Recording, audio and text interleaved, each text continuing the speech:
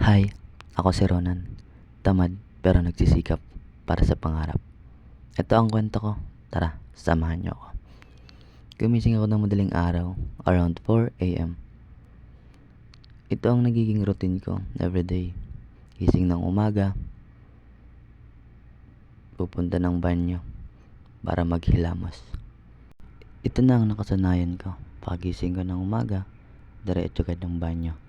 Hindi hawak cellphone. Joke lang. Ha.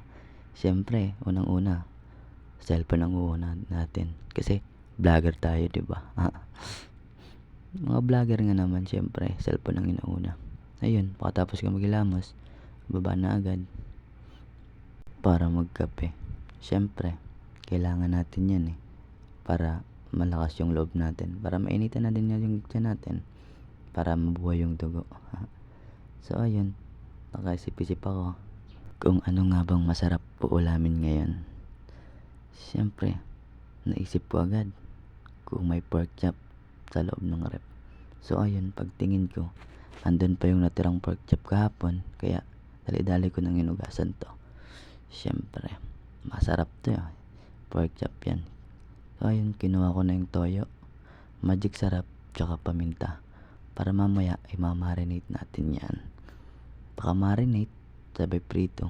Ayun, inislice ko muna yung pork chop natin lulutuin mamaya.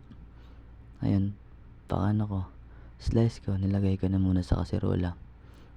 Lagyan ko ng magic sarap, paminta, at saka toyo.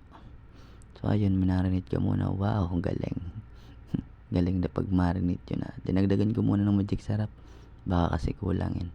So ayun, habang nagmamarinate ako, nanood muna ako ng Netflix. Siyempre, hindi mawawala yung paborito nating Avatar, The Airbender. Siyempre naman, favorite natin yan Hindi yan mawawala sa Netflix, siyempre. Ayun, naglibang muna ako.